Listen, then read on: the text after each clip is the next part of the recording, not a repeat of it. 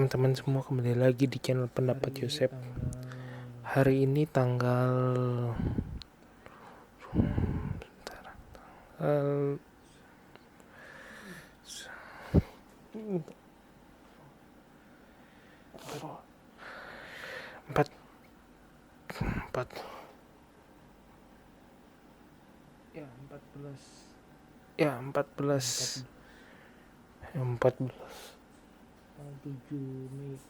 7 Mei tahun 2023, pertandingan Roma lawan Inter.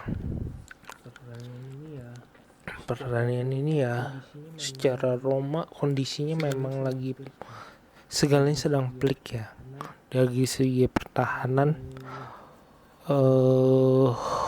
banyak yang cedera, sayap juga banyak ya, ada 2-3 pemain cedera, bukan sayap tengah, dan formasinya memang banyak yang tidak ganti-ganti. Hari ini El Shaarawy dikatakan akan cukup cedera, Smalling cedera 1 bulan, Mars Kumbula cedera,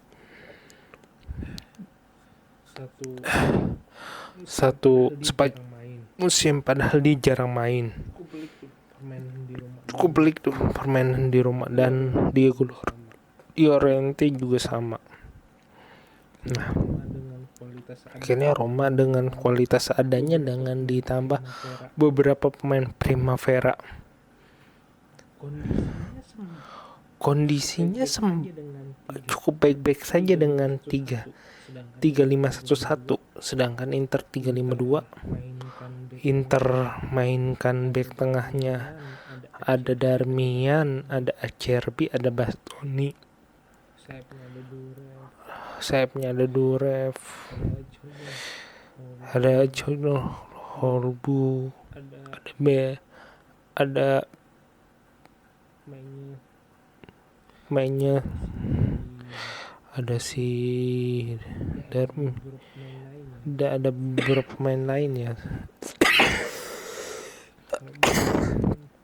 beberapa main, sedangkan Roma menumpuk Brian Cristante dijadiin back tengah, sedangkan Bove dan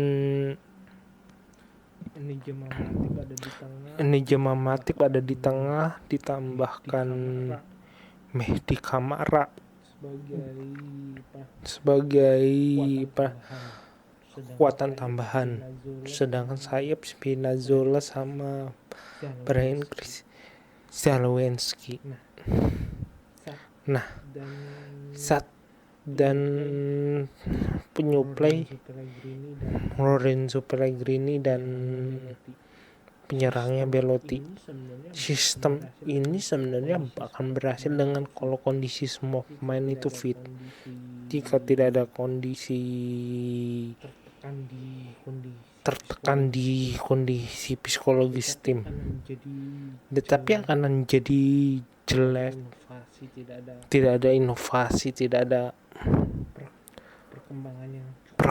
perkembangan yang cukup bagus dalam kualitas pertandingan walaupun main di kandang. Itu akan terlihat, dan itu sangat terlihat lagi di laga ini, dimana sebenarnya semua baik-baik saja. Bahkan di mulai menit 20 ya masih permainan masih berusaha merusak satu sama lain. Nah, tetapi Inter lebih mapan ke belakangan ini. Poin-poin lebih mudah didapatkan, sedangkan Roma terjadi penurunan sejak dikalahkan Atalanta. Roma seringkali tertinggal dan mencetak gol. Kalah pun yang beberapa yang kalau lawan Atalanta buruk, lawan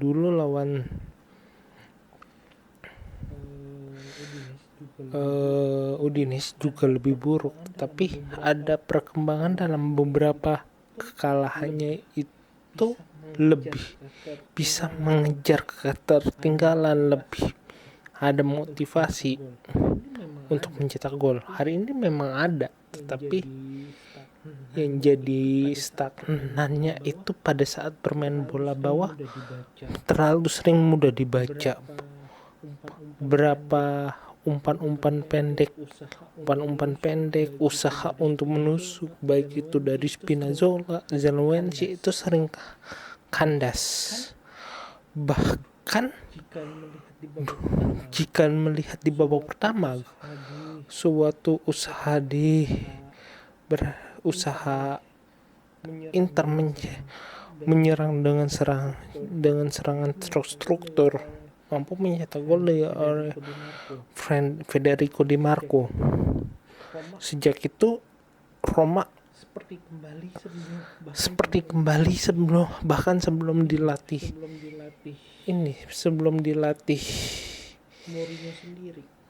Mourinho sendiri sering kehilangan bola, tidak fokus, tidak ada tenaganya. Mourinho selalu memberikan motivasi, memberikan tekanan. Dia tahu sebuah laga besar, memberikan bantuan, memberikan motivasi, cara baru.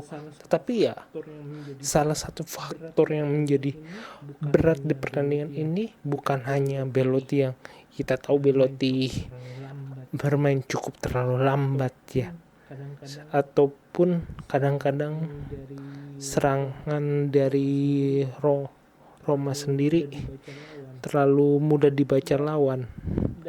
Ya, dalam arti luas tidak ada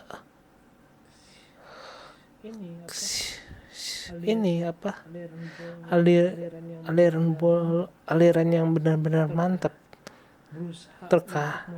Berusaha untuk memperbaikinya ada, berusaha untuk keinginan merubah keadaan ada, tapi kadang ya mereka kehilangan bola dan mudah dikontrol permainan oleh Inter.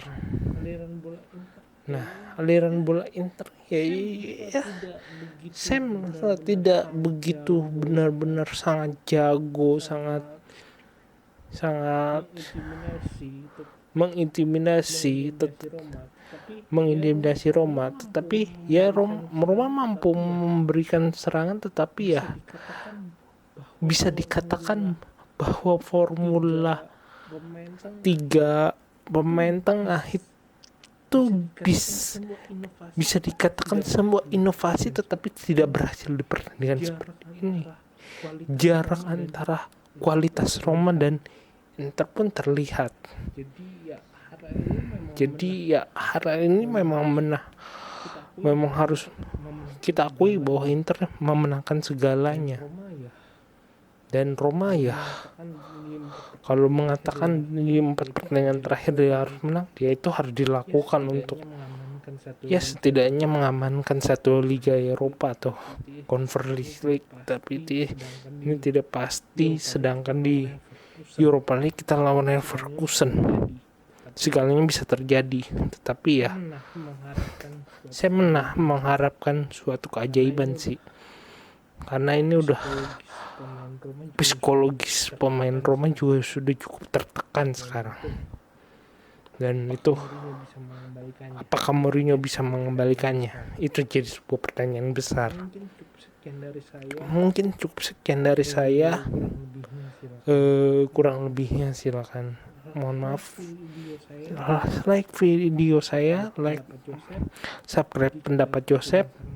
Jika ada kritik dan saran tulis di komentar. Jika mau berinvestasi silakan klik link Saweria di deskripsi. Terima kasih.